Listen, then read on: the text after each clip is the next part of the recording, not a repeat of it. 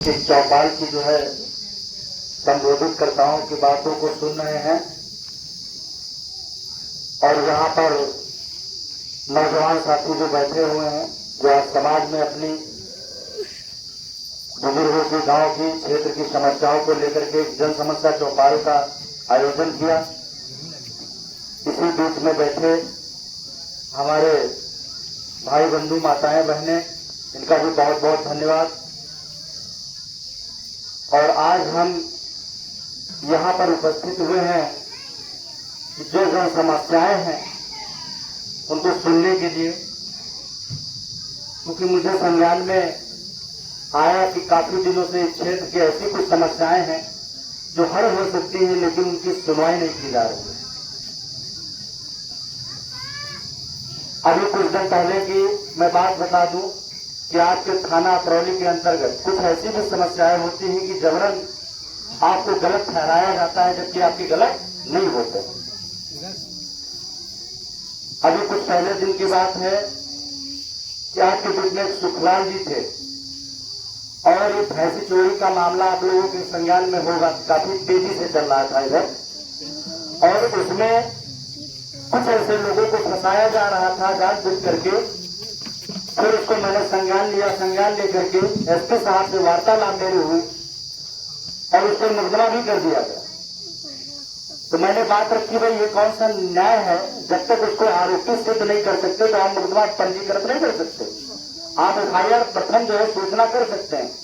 जब एसपी साहब से अब वो बेचारा सुखलाल जी जो है रातों दिन इधर उधर भाग रहे, भागने के बाद हम लोग अड़ गए उस बात पे कि जब तक आप उसको निष्पक्ष जांच करके, जब तक आप उसको आरोपी सिद्ध नहीं कर देंगे, तब तक आप उसको गिरफ्तारी नहीं कर सकते हैं।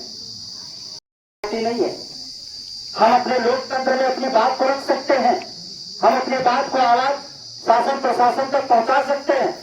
अगर हमारे समाज में समस्याएं ना होती तो शायद ये जन समस्या चौपाल लगाने की जरूरत नहीं होती। तो हमारे लोगों को समझना पड़ेगा, हमारे लोगों को जानना पड़ेगा। इतना याद रखना, जो आप कुर्सी पे बैठे हैं या अपने दरवाजे पे, आप अपने घर के गांव में बैठे हैं, या आपका हक है, अधिकार है, किसी की बात की बढ़ोतरी नहीं है। बैठे हैं संवैधानिक तत्व जो बैठे हैं वो संविधान की बदौलत किसी की बात की बढ़ोतरी की बदौलत नहीं बैठे हैं। समझना होगा कि अगर हमारे जन समस्याओं को, हमारे लोगों की समस्याओं का निस्तारण नहीं करेंगे, चाहे शासन दिया जाइए, आपके साथ कोई दिक्कत नहीं होगी। कहा कि भैया बड़ी परेशानी है, मुकदमा हो गया, हमने का मुकदमा हो गया। तो मार्कंडे जी को मैंने फोन किया, उनसे मेरी बात हुई। बात होने के बाद मैंने थाने का घेराव किया, मलिहार आदमी का है सीधा की अगर हमारे समस्या का बेहतर होगा और जाकर अगर उसका कार्य नहीं होगा तो हम कतई बर्दाश्त नहीं करेंगे। आज यहाँ पे जितने लोग बैठे हैं इसके 4 गुना हम थाने का तहसील घेराव करने से पीछे नहीं हटेंगे। हमारे सरकार है, याद रखना, आपको कोई देने नहीं आएगा, आपके हक अधिकार को जो है देने नहीं आएगा, आपको मांगने से मिलेंगे, आपको छीनना पड़ेगा। क्योंकि शासन सत्ता के इशारे पर बैठे लोग, धनवान लोग ये चाहते हैं कि समाज के लोग हमारी गुलामी करें। ये सैकड़ों साल की रणनीति आज के क्षेत्रीय विद्यालयों में आज के बच्चों को सरकाया जाता है और उसको क्या किया जाता है, तहरीके थोड़े से भोजन के रूप में आपके बच्चे को भ्रमित किया जाता है। आज का बच्चा 10 बजे स्कूल जाता है और 10 बजे जाने के बाद 11 बजे से खाना पड़ जाता है सरकारी स्कूल में। बच्चे का दिमाग खाने में रखा हुआ है, वो खाना बनकर तैयार होता है, छोटा बनाने के लिए, फिर उसको क्या करने में जो है टहला दिया जाता है। फिर उसके बाद 4 बजे छुट्टी होती है, 1 बजे जो है बच्चे को इधर उधर दिमाग भर करे, आपको खाना खिला करके आपको भेज दिया जाता है। बच्चे का दिमाग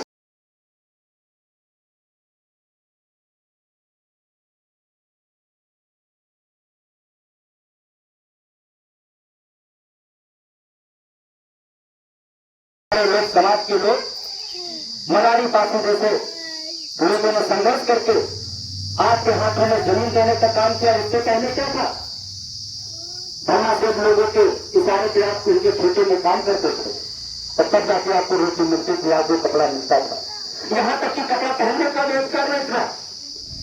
लेकिन धन्य है हमारे ऐसे महापुरुषों का जो क्योंकि सैकड़ों साल पहले अंग्रेजों से लड़ करके आजादी दिला करके उसके बाद हमको आज वह कपड़े पहनने का, खाने पीने का और अपनी आवाज को बुलंद करने का हक मिला, अधिकार मिला। तो यहाँ पे आपको समझना होगा, आपको पढ़ना होगा, आपके अपने महापुरुषों को पढ़ करके आपको इतिहास अपने हक अधिकार को जानना होगा। अगर नहीं जानोगे तो हम चाहते हैं कि बहुत जल्द वर्तमान में भी देखते होंगे 15 साल से 20 साल से आपकी कैसी सरकार है। हर 6 महीने में आपको चेक करने का काम किया जाता, टेस्ट करने का काम किया जाता। आपसे शासन सत्ता की आप जो है वर्तमान की सरकार को अगर बुराई करते हैं तो हर 6 महीने में एक ऐसा टारगेट किया जाता है कि आप उसकी बुराई को भूल जाते हैं और अच्छाइयों की तरफ उसके ध्यान देते हैं। अगर ये सब नहीं समझे आप तो कतई आपका जीवन बहुत ही गहराई में जाएगा।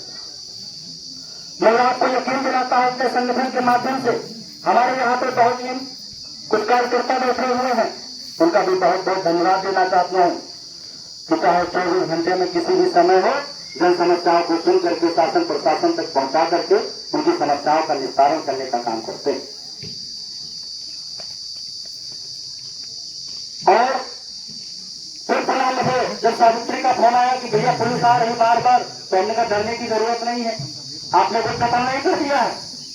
अगर कोई ऐसा फोन आता बता देना, मेरा नाम बता दो। मैं ये नहीं कहता बहुत कुछ है, लेकिन मैं आप लोगों की सहयोग और आशीर्वाद से मैं सच को बात अपनी रखने में कोई डरता नहीं, पीछे नहीं रहता हूं। मैं भी पेशे से डॉक्टर हूं, चाहता तो क्या तब्दील है, तो यहाँ पे आने की क्या जरूरत थी। मैं भी सरकारी एक डॉक्टर था, लेकिन मैंने देखा कि हमारे समाज में बेगुनाह लोगों को फंसा करके जेल में खोसने का काम किया जा रहा है। बेगुनाह उनको जो है सामंतवादी व्यवस्था धन्ना सेठ लोगों के इशारे पे उनको जो है फंसाने का काम किया जा रहा है। मेरे दिमाग में जब ये बात आई, मैंने तुरंत नौकरी को त्याग कर दिया। मैं भी 1.5 लाख रुपए सैलरी पा रहा था, क्योंकि अगर हमारे हर जाति समाज में जन्मे में महापुरुषों ने अपना गर्भ स्वार्थ देखा होता, अपना अगर घर परिवार देखा होता, तो शायद आज हम यहां ना होते। चाहे 12 साल हो, अपने 4 बच्चे कुर्बान करके अपना परिवार खत्म कर दिया। नरेश सिंह यादव ने अपना परिवार खत्म कर दिया, रविदास जी ने अपना परिवार खत्म कर दिया, महाराजा छीतापासी, महाराजा लाखनपासी ने तलवार के इशारे पर विवेक बुद्धि पे पूरे साम्राज्य को खत्म कर दिया हमारे लोगों के लिए। वीरांगना पासी 36 लोगों को मारने का काम किया, सर के उड़ाने का काम किया, किसके लिए? हमारे समाज के लिए। 22 साल की उम्र में भगत सिंह जैसे लोग, 22 साल की उम्र जो है खेलने और कूदने की होती है, लेकिन 22 साल की उम्र में अगर फांसी के फंदे को चढ़ गए तो केवल हमारे लोगों के लिए क्या जरूरत थी उन्हें। तो आज आपको किसी से डरने की जरूरत नहीं है। अगर आपकी कोई समस्या है, आपको बुलंद करने की जरूरत है, आपको आवाज, आपका एक ऐसा प्लेटफॉर्म मिल गया सोशल मीडिया, फेसबुक, जिसकी आप अपनी बात को हर जन, हर अधिकारी तक पहुंचा सकते हैं। और शासन प्रशासन है, चाहे सत्ता से शासन में बैठे इस संवैधानिक पद के अधिकारियों से भी कहना चाहता हूं और कह भी देता हूं कि अगर हमारे समाज के साथ अन्याय अत्याचार होगा तो कतई बर्दाश्त नहीं किया जाएगा, क्योंकि हम वो लोग हैं जो हमेशा लड़े हैं, इसलिए कमजोर पड़े हैं और अब लड़ते रहेंगे। और ताकत वो है हमारी कलम, विवेक बुद्धि है। कितना याद रखना, हम तलवार से नहीं, हम अपनी ताकत की कलम से आपकी फाइल खुलवा करके, इतना याद रखना, नौकरी खा करके आपको भगाने का काम करेंगे, कतई बर्दाश्त नहीं करेंगे। अभी आपके क्षेत्र का ही कोई मामला था, महोदय जी ने मुझसे बता दिया एसपी साहब के द्वारा कि आपको परमिशन नहीं दिया जाएगा। कोई हमारे महापुरुष की जयंती का कार्यक्रम था, मैंने भी चैलेंज कर दिया है मान्यवर कि हम किसी की बात की प्रवृत्ति की भीख नहीं मांग रहे हैं, हम अपने महापुरुष की जयंती का कार्यक्रम करने जा रहे हैं, इसमें परमिशन की जरूरत पड़ेगी। हम अपने घर में आए हैं, यहाँ पे जन समस्या तो सुनने आए हैं, इसमें परमिशन की जरूरत पड़ेगी। मैं अपने घर आया हूँ, अपने लोगों के बीच में आया हूँ। उन्होंने कहा नहीं, आपको नहीं मनाना है, तो हमने कहा मनाइए, कार्यक्रम करिए। अंततः ये हुआ कि कुछ लोगों के इशारे पर वहां पे पंडाल में आग लगाने का काम किया गया। शायद गोरवा के पास का कोई मामला है। जब आग लगाने का काम किया तो मैंने भी दावा कर दिया कि बताइए, जब हमारे लोग, हमारे शासन प्रशासन के बीच के लोग सुरक्षित नहीं है तो हमारी आम जनता क्या करेगी, जो आज गरीब है, किसान है, कमेरे। बहुत जगह आपको देखा होगा लखनऊ में पढ़े लिखे हाई कोर्ट के वकीलों के साथ जो व्यवहार किया गया, इनको कारण में हमारे पुलिस कर्मी झुका के दिखा दे तो मुझे जहां बताना हो मैं वहां आ जाऊंगा, रात के कोई भी करना हो। मैं आज भी कहता हूं, अगर आपके साथ अन्याय अत्याचार होता है तो आप झुक के नहीं आना, झुका के आना, बाकी जो होगा मैं देख लूंगा। अगर आज हम सुखलाल की आवाज ना उठाए होते तो जेल में होते। आज अगर बहन सावित्री की अगर आवाज न उठाई होती तो शायद मुकदमा करके उसको दिल्ली से उठा लिया जाता। आज अगर आवाज हम उस कार्यक्रम की ना उठाए होते तो शायद यहाँ पे जो हमारे महापुरुषों के आज जो कार्यक्रम होते हैं, आज जो जन समस्या का चौपाल लगाया जा रहा है, शायद लगाने न दिया जाता। इसलिए हमने सोचा कि हमें अपने लोगों के पास जाना होगा और हमें अपने लोगों को नेता बनाना होगा, क्योंकि कभी भी देखा होगा किसी वकील के घर बहन बेटी का अन्याय अत्याचार बलात्कार नहीं होता, किसी डॉक्टर के घर अन्याय अत्याचार बलात्कार नहीं होता, किसी नेता के घर अन्याय अत्याचार बलात्कार नहीं होता, किसी व्यापारी धन्ना सेठ लोगों के घर में अन्याय अत्याचार बलात्कार नहीं होता। अगर अन्याय अत्याचार बलात्कार होता है तो किसके, केवल किसान, कमेरे, गरीब एवं मजदूर लोगों के घर में होता है, क्योंकि उनको सुनने वाला नहीं है। लेकिन आज हमारे उस किसान कमेरे के भाई के जो बेटे हैं वो आज कहीं ना कहीं जागरूक हो रहे हैं, हमारे समाज के लोग जागरूक हो रहे हैं। और उनको जागरूक करने के लिए मैंने भी जो है एक ऐसी फैक्ट्री का निर्माण किया है जिसका नाम है बुरान्ना होगा बीबी पार्टी बहुजन संगठन, और दूसरा पब्लिक अधिकार सोशलिस्ट इंडियन पार्टी जो कि मेरी राजनीतिक पार्टी है, उसको भी मैंने तैयार किया है। क्योंकि हमारे अकेले बनने से सांसद विधायक कुछ होने वाला नहीं है। मैं किसी न किसी तरीके से सांसद विधायक बन जाता हूं तो 5 साल के लिए, 10 साल के लिए, लेकिन हमें क्या होगा, हमारा स्वार्थ हमारे लोगों का होगा। लेकिन जब तक हमारे समाज में लोग सांसद विधायक नहीं बनेंगे तब तक हमारे लोगों का कल्याण होने वाला नहीं। तो यहाँ पे जितने भी युवा वर्ग के लोग बैठे हैं, मैं उनसे बार बार कहना चाहूंगा कि आप अपनी रुचि को समाज में दिखाइए, आप अपने आप को नेता बनिए। अगर नेता नहीं बनेंगे तो आप किसी से बात नहीं कर पाएंगे, और जो लोग आए कांस्टेबल बीच में बैठाएंगे, लेके चले जाएंगे, जेल में छोड़ने का काम करेंगे। आपको अपने अधिकार को जानना होगा, पढ़ना होगा। अगर कोई जानकारी नहीं है तो हमसे पूछिए, लेकिन आपको डरने की जरूरत नहीं, भरने की जरूरत नहीं है। कुछ लोग क्या करते हैं कि हमारे समाज में अगर कोई नोटिस आ जाती, कांस्टेबल से दीवान भी आ जाते हैं तो क्या करते हैं, इधर उधर भागने लगते हैं। सवाल जवाब कीजिए, आपका हक और अधिकार है, किसी की औकात नहीं है आपको रोक दे। और जो भी आज लोग यहाँ बैठे हैं, जितने भी लोग बैठे हैं, वो बहुत ही जाबाज हैं, और आने वाले समय में एक बहुत बड़ा इतिहास रचा जाएगा। समय के साथ परिवर्तन होता है।